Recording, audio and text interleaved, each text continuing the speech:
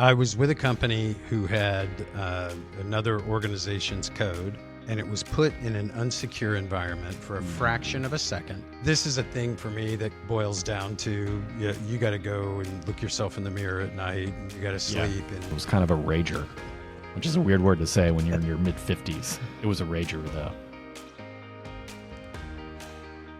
Well, welcome back, everybody. Welcome to another episode of Account Management, a tactical guide to success. You got Fred Fuller here, and on the other side of the table, my compadre, the wonderful John Brown. John, how are you, sir? Fred, how are you? I'm doing great. I couldn't be doing better. No? All right, I probably could, but I don't know what that looks like. Things you wouldn't talk I'm a about fairly here. even set point generally, so Yeah, I don't know. equanimity. Ooh, You found equanimity. already. You're with the 50-cent word. Well, that was solid. Okay. The night's young, man. The night's young. What have you been up to? So it's been a little while since we've recorded. What have I been up to? I hosted at my party, my house over the weekend, a party, for like kind of a little wedding reception for people we know. That was like it went really long. It was kind of a rager, which is a weird word to say when you're in your mid-50s. It was a rager, though. Yeah. But the tiki bar was a hit. Right. Yeah. Let's not get into that. But yes, that's right. And then the other thing I did is I took a week-long cruise for my, get this, 30th anniversary. 30 years. 30 years. Do you want to know this? This is for the audience. You know this already. Yeah. What's the secret to staying married that long? Stay married tomorrow. One day at a time. Right? Yes. 100%. I mean, like, no joke. That was kind of a joke, but it's not really a joke. You know, it's funny because we don't tend to go down these sort of softer conversations. No, not in the account management podcast, not normally. But you know, when we got married, and we hit 30 this year as well. Yeah, and somebody gave us congratulations. a great piece of advice. What's He that? said if it's a good relationship, it will be 50-50 over the long term. It will never be 50-50 on any given day. Yeah, that's a good point. Right? Like yeah. If you kind of reflect on that, it can help you out a little bit. But, anyway, 30 years. Congratulations. Is that what you tell your spouse? Today is not the 50-50 day. She and keeps most waiting days are for that. one. Yeah, right. She keeps waiting for one. Yeah, that's for sure. So you went on what'd you do to celebrate? We went on a cruise. Yeah. And where to? Oh, it was fancy. It was like to Mexico and Belize and yeah. Did you do some snorkeling or scuba diving? Yeah, we did all those things, and as you know, you eat until you on those cruises until you're just a complete gastropod. it's unbelievable. Bad. Yeah, it's really bad. Yeah, so I was like physically ill by the end of it. Yeah, eating so much. Right. Yeah, so it's like that. What have you been up to? Yeah, that's the big question. We had. I've been having a big time. We went to Japan. So my middle child is going to school in Japan, and we went over there as a family and spent a couple weeks. And man, wow! Did you learn to be polite?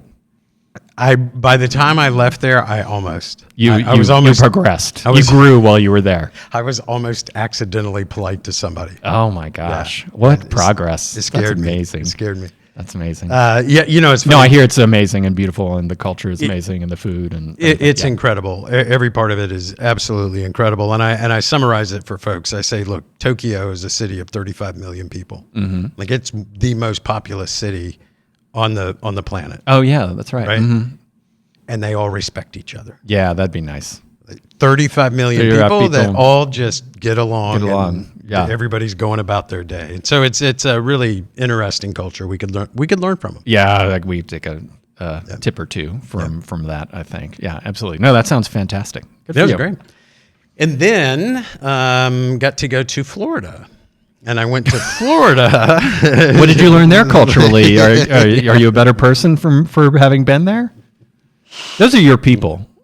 Florida. Those are your people. Yes, yeah. They are largely They're your people. I don't like this conversation. You know where I'm headed. I know exactly where you're headed. Yeah, it's pretty obvious. Right. No, I went down there with my youngest, who is a senior. He turns 18 here in a couple days. Tomorrow, as a matter of fact, turns 18 tomorrow. And took a couple of his friends, and my job was to not be seen or heard. Like, How'd you do? I did great. I love that job. You kidding me? I didn't have to interfere or get involved, so they didn't do anything too crazy. And yeah, I mean, I just came in. You blended into you were wearing camo, and you just blended into the bushes. No, I was wearing a very nice bathing suit, and I blended into the sand. Yeah, this doesn't. So no, I just went and laid on the beach. Is that the same beach you grew up on? No, and no, I didn't. From an earlier episode when you talked about you grew up literally on the beach, in the sand on the beach. Yeah. No, that was a big misunderstanding. Okay, is what that was. Right. Really. Right. But we can go with it. Yeah, absolutely. You know what I mean? Yeah, totally. Yes, and. Yes, and I can keep brainstorming Florida man little things to say. I got material. I've got real material. You know, my wife is from Florida, and so sometimes I'll say that to her, and she doesn't enjoy it as much as you do. Where I say, "Oh, those are your people."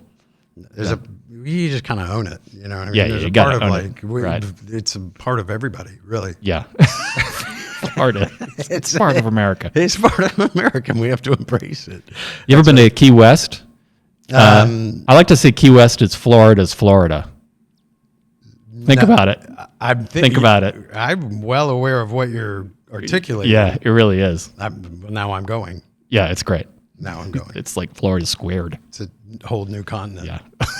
All right. Yeah. Should we discuss the topic at hand at some point? Yeah. Let's talk about account management. What do you think? Well, that's what we traditionally do. So I feel like maybe we'll turn to that now. All right. Good. I feel like there should be we should have music that would like Wayne's World. Or like the Oscars that start playing you off. Stop trying to be funny and just talk about business ethics for account managers. That's what we're going to talk about today's today. episode. Business ethics for account managers, and you and I will start with just like a little bit of framework for how to think about this. So why are we even talking about it? Probably there's two main things that I always think of to start. One is, a general guideline around business ethics for account managers is that it's generally it's more about worrying about the factual or operational elements of the relationship you have with your clients. This episode is not going to be, and therefore you do have a little bit more latitude around some things being absolutely factual in terms of negotiations. But the real point of this is like we're not going to talk about like super obvious ethical issues that are like no duh. So your client wants you to adjust your pricing and then give them a kickback. That's bid rigging. No, we're not going obviously that's not the thing we're talking about. What we're going to talk about are like some really kind of the subtle issues that only account managers tend to encounter in their day to day. So this is going to be we're going to talk about kind of the gray part of account management. Yeah, and I'll throw into the fray here when you're talking about production issues, it's very, very quick to get into kind of the brainstorming thing, right? And when we talk about acting with ethics, what we're talking about is, look, there's a scenario where you have a production issue. It is the client's fault. You know that. There's a way to approach that, right? And so we're not telling you to be brutally honest at all times and compromise relationships, right? Look, there's honesty, and then there's a way that you manage that honesty as well. So a little bit. That's a great point. This trend, this kind of gets the overlap of business ethics and actual relationship management. So again, we're going to deal with the complexities that you have to deal with as an account manager, not the sort of obvious stuff about somebody wants you to do something illegal. Right. Yeah. We're skipping over that. You have policies and procedures. Yeah. We're going to assume anybody listening to this is already a good person. So we're going to focus on 5 primary themes here, right? The first is the most common scenario, which is ethical communication during problems. Yes. Right? That's very, very important and very sensitive. The second is quota versus business client best interest. That's right. Right. The third, overselling versus honest positioning or overselling the roadmap. That is shades of gray. A lot of gray. A lot of gray area It's a there. miasma of Danger. gray. Danger. Yeah. The fourth one is discounts and pricing ethics. And then the fifth is data and confidentiality responsibilities. Right. So we're going to go back up to the top of the list here. The most common scenario, ethical communication during problem solving. John, walk us through that. Yeah. Well, this is kind of touched on what you were mentioning a second ago in terms of how to frame this out. What the most common kind of, I don't, we're saying ethical problem, but I think it's like really more about sort of what you communicate kind of problem is when you have a problem with the product and you know everything about the product, so you have that kind of curse of knowledge. You know everything that's broken and going wrong. What do you exactly communicate to the client so that you're honest and transparent to them? You don't want to be transparent. But on the other hand, if one part of the problem, let's say it's a production issue, to use your example is a good one.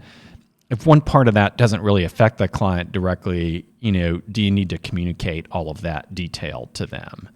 Right. So you want to be honest and transparent, but like you have a responsibility to A, not overwhelm them, and B, not tell them something that's going to kind of damage the relationship and you didn't really get the benefit of the honesty, to kind of go with that. And so, this kind of piece of advice that we're given here is like super vague because like, you almost have to be in the details of the situation to know what you should reveal.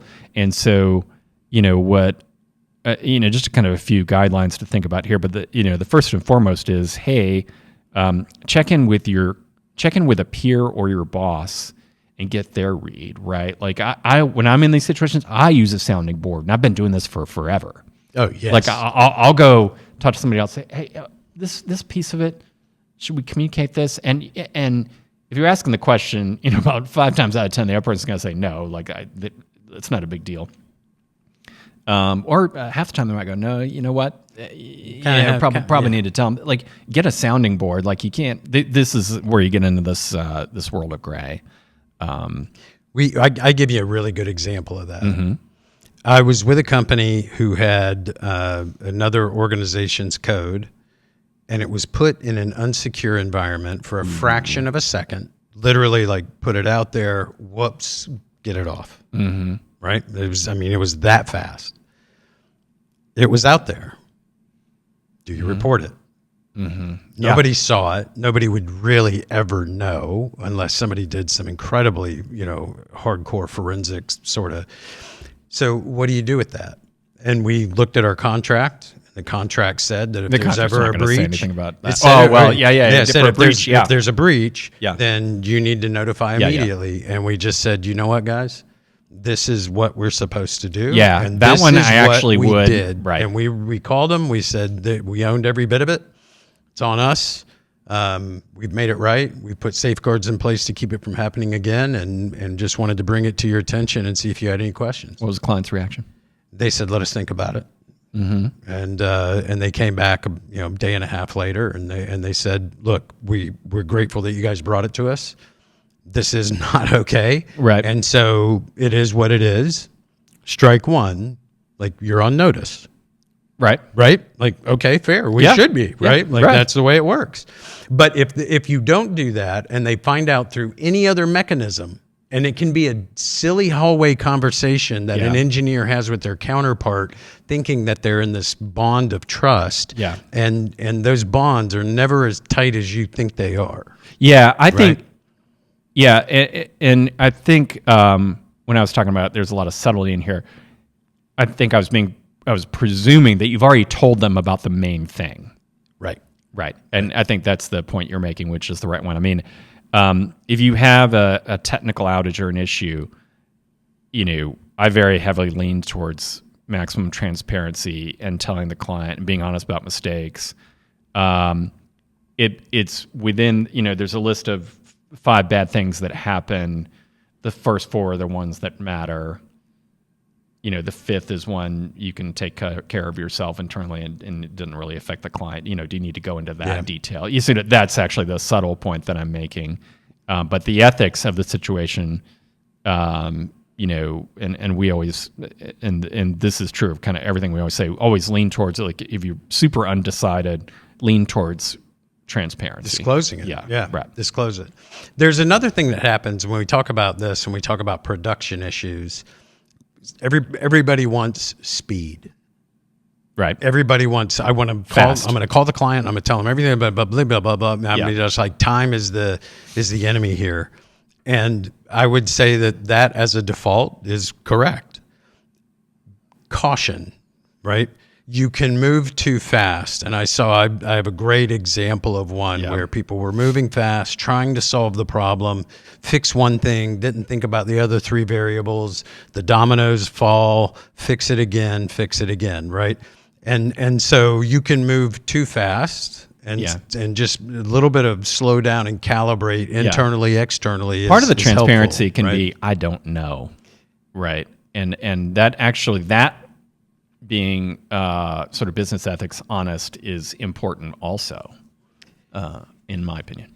I couldn't agree more. Yeah. Like it is paramount that you don't overreact and give information for the sake of giving information that only creates more kind of swirl, if you will, right? Because as soon as you give somebody information, they take that information and they're going to go solve the problem too.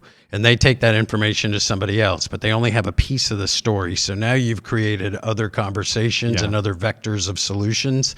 Nobody's got the whole story. So this quarterbacking and orchestrating thing becomes really critical at a time like this. Well, we're going to do a whole episode in the future about production incidents, and but we wanted to bring up business ethics within that conversation because like there is a lot of subtlety, but our guidance and when we will talk about production incidents is going to be in general lean, if you all things being equal, lean towards transparency, right? And you had a beautiful story about that. Let's keep going. Talk about Quota versus their best interests. Here's a fun one. Yeah. Where are my numbers? Yeah. So what's your thought on this one? I think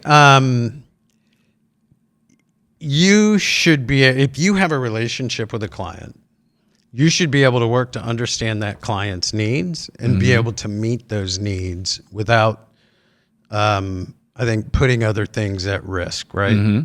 There's this opportunity cost associated with building a product for your client, et cetera, et cetera.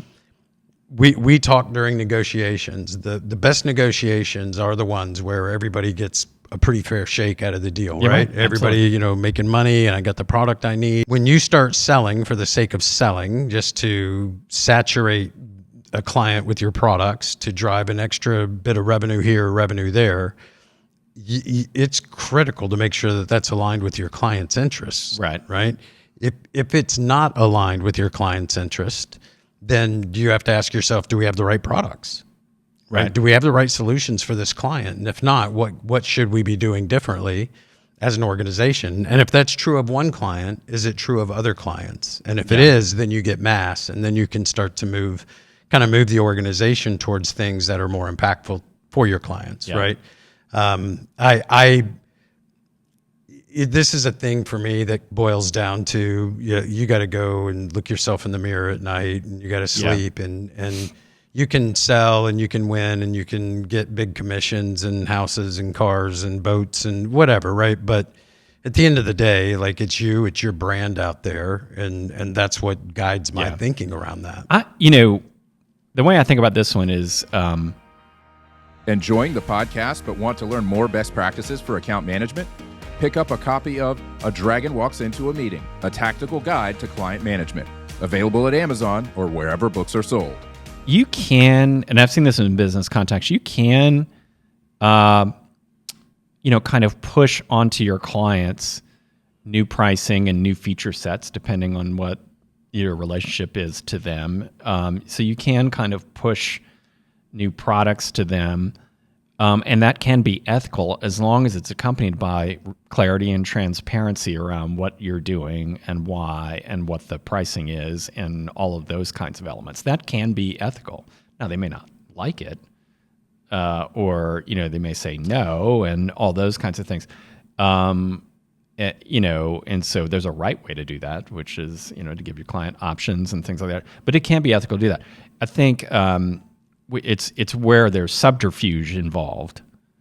You're not telling them the whole story. You're not being clear.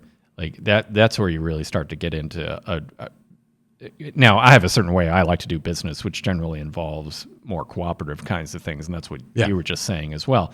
But the ethics portions comes in when it's dark, and I've seen those situations as well. And that's like if you have a company that routinely does that kind of thing, where they're really dark about what they're doing, they're pushing out kind of new things, or just raising prices in a dark way, or kind of monetizing their clients in kind of very hidden ways. You probably, if you really feel strongly about it, you probably don't have a lot of options as an account manager other than to find a new company.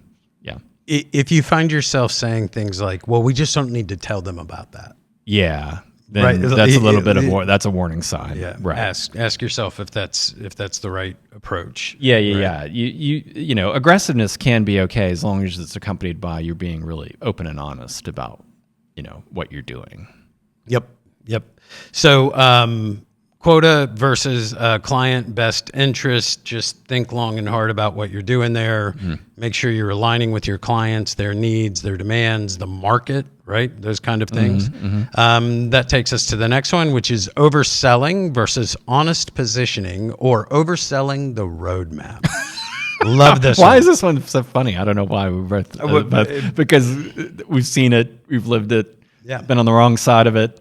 Been on the right side of it. Been too conservative with it. I've seen every failure mode. It's ripe for failure. Yes, we should probably describe what this is. So this is tends to be a technology company thing. It's called the product roadmap, where you are a technology company, and for the next year, you are going to build feature X, Y, and Z, and here's the spacing with which it's going to arrive. I think everybody kind of knows that. Even in sort of non-technology businesses kind of, I think, use that kind of terminology today, but just to be clear about what we're talking about. Yeah, and that roadmap, every time you talk to a client in this world, you say we're going to build A, B, and C, and they go, yeah, that's really cool, but E is something we've really been interested in for a long time. Right. And E is nowhere on the roadmap currently, right? So what do you do in that scenario? Well, the ethical thing is to really be honest about what you think the roadmap is as you currently understand it, right? Yep. There's a whole, we're not covering it in this podcast, but we've covered it a million times in other podcasts, where there's this whole relationship management element of how you explain why it's not on there and what you're going to do about it, which might involve things like, talking about why the things are on there, and explaining the value and benefits of those. Might involve you saying, I'm going to take that back and we're going to discuss it some more. I hear you, active listening. That's the relationship. The ethical element of it is more just being honest and clear about, this is what the roadmap has on it as far as I understand from my team. That's the ethical thing to do. Now, it may be subject. Don't lie and say, well, yeah, we'll get that on there when you know it's not going to be on there. Right. Yeah. Right. Now, you can say things like, it's not currently one of our top 3 priorities, but you're the second person that's asked about it. So let us give that some thought. Yeah. Maybe we should have a different conversation about this and dig in and understand the value that you guys see in it. Or better yet, use some of the techniques we talked about before, which are let's explore that, the improv stuff, everything else we've talked about in previous episodes. Let's sit down and talk about, can I just hear more from you about that? Sometimes just getting them to talk about it. But again, that's a relationship management thing, not like an ethical thing. The ethical thing here is you have to kind of stick to what you know to be true about the roadmap, which it's kind of a funny thing to say because most tech companies, their product roadmap changes all the time. So you better have literally the one you just walked out of the building with in that meeting. Right? Yeah. And I think that's what you kind of lean on a little bit, right? Because if somebody's listening and they go, well, man, I'm never going to say, no, that's not on the roadmap, or I'm never going to kill that conversation. That's not the suggestion here, right? The suggestion is some clarity around where it Honesty, sits. clarity, right. But explore, how do you make that Yeah, happen? and then right? do all the relationship stuff we talk about. Right. Yeah, Exactly. you figure it out, right? There's something there. They're interested. You have the capabilities. Like, bring those worlds together, but be honest in what it is so that you're not backpedaling in the future. Yeah, well, probably what we're saying here is that there's kind of a joke among product managers where, you'll go ask them, hey, are we ever going to build this because we need it? And they say, it's on the roadmap. Well, what we're saying is that's kind of a joke that they're saying that. Like, what we're saying is don't do that. Don't do that. Don't do that. Right? That's the ethical. It's on the roadmap. It's on the roadmap, whatever. Yeah, that's a good one. That's a Yeah, good no. one. I mean, like, that's, and they'll say it usually with a little gleam in their eye, and they're kind of winking at you while they say it because they know that, they're just kind of shining you on. Yeah, don't do that. Right. The roadmap goes on in perpetuity. It goes out for years, decades. All right, so that takes us then to discounts and pricing ethics. Yeah, this is again. This is really gets real subtle about kind of what what to do there. There's some obvious things around pricing ethics. In general, you don't want to reveal prices between various clients. That's should be sort of obvious. Giving different clients different pricing is ethical and allowed, depending on who they are and what they mean to you. So that's okay, and you're not required to really give a ton of transparency around different pricing between different clients. So you may get asked this. So this is one where we say the ethics are really around you being not transmitting, this kind of information willy-nilly, between clients is really kind of the most ethical thing you can do is just, not just like salaries, right? Don't talk about it in polite company.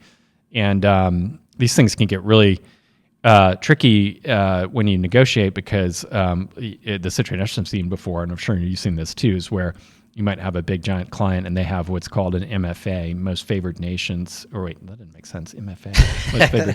That's a master of fine arts. Yeah, no, master of fine arts. No, MFN, most favored nation contract, and so you get pressed. Where they say we want our pricing to be down here, and you have to somehow communicate.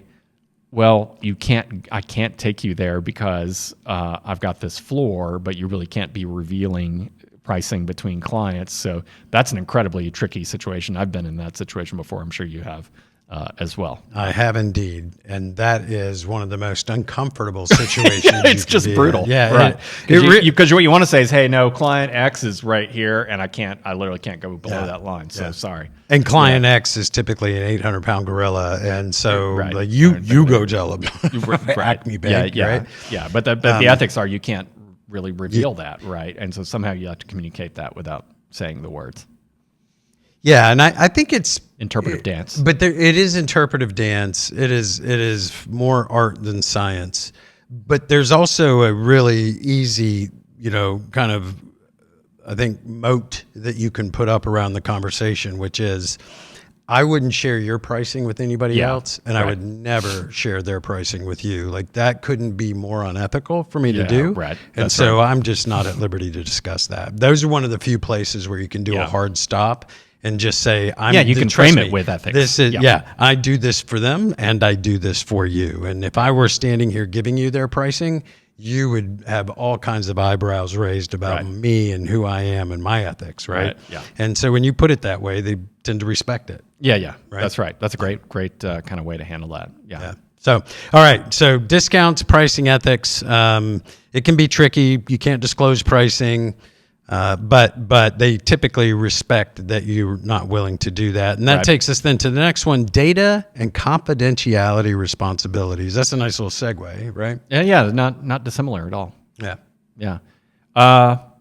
This one's a little bit different in that you can... Are you okay? I was trying to figure out what to do with my hands, and the microphone's too close. So I had a Ricky Bobby moment. I don't know what to do with my hands. I don't know what to do with my hands.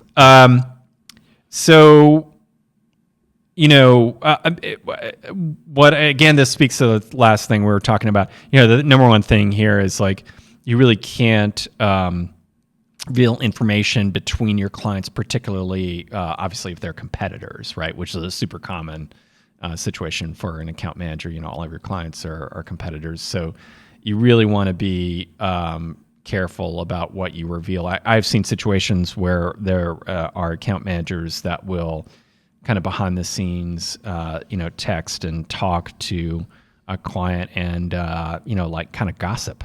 Yeah. That's, no, just like don't, about Jim over here and what he's up to. And like, no, that's just, so we're kind of not talking about that here. Probably what I'm a little bit more worried about, I think, what most is really sharing kind of insights and data. Yeah. So you have data, but let's say it's some operational performance metric, number of SKUs shipped per month. I don't know, making something up. And your platform, your product supports that, and you know what it is for competitor A, and you know what it is for competitor B. And I bet competitor B would love to know exactly what competitor A is doing. That's obviously that's another one that's sort of super obviously not okay. What is okay is some technology platforms will sometimes do data sharing things where that information is aggregated at some level. That can be okay, and what you need to do is really make sure that the aggregation level is such that the receiving party cannot kind of intuit anything about individual customers, and so that's something you personally as account manager need to be involved in. So if somebody hands you a dashboard, don't just copy and paste that into your presentation. Like, go kind of ask and make sure it's aggregated enough that like they can't figure out competitors B, C, and D are in here. And here's a crazy one. Just ask. Meaning ask. Ask on the aggregated data as an example. I would go to my clients and say, we're going to aggregate this data to create insights around the broader market and wanted to share it with some of our clients. Your data will not be identifiable, right? Yeah, there's situations where you have to do that, and for so, sure. Right. We want to do that, but also want you to get the benefit of what this analysis is going to say, right? And oftentimes, if you're leaning forward, they're like, yeah, well, that'd be great. Yeah, right? I think if you're working with other large organizations or maybe a smaller number of organizations, you better go do that, right? Yeah. And a lot of times contractually it's required as well.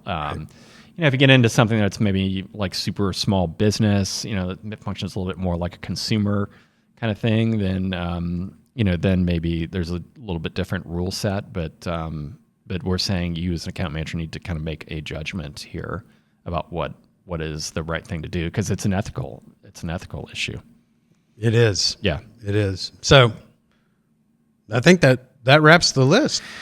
That is the list. We kept it pretty quick, mostly because, like I said, we skipped the part about don't defraud the company. right. Don't steal that little one piece. We skipped all this sort of. We were trying to hit the real sort of. Here's the subtle regular things an account manager does that have maybe some subtlety in it. This isn't about stealing snacks. You're not allowed to steal snacks. What about pens and Post-its? What about pens and Post-its? For John Brown, we'll worry about the pens and Post-its later. Business ethics for account managers. Most common scenario, ethical communication during problems. Quota versus client best interest. Overselling versus honest positioning or overselling the roadmap. Discounts and pricing ethics. Data and confidentiality responsibilities. These are all responsibilities that account managers will be confronted with. This is part of your job, and it's really important that you understand what your ethical responsibility in such matters. If there's a lunch in the fridge that doesn't have a name on it, is that free range? Can I take that? For John Brown, I'm Fred Fuller. Thanks for listening. Learn more about the art and science of account management. Pick up A Dragon Walks Into a Meeting, a tactical guide to client management. Digital and print editions available at Amazon or your favorite bookseller. Fred and John would like to hear from you. Leave a comment for us on YouTube and head over to fuller-brown.com for more great content.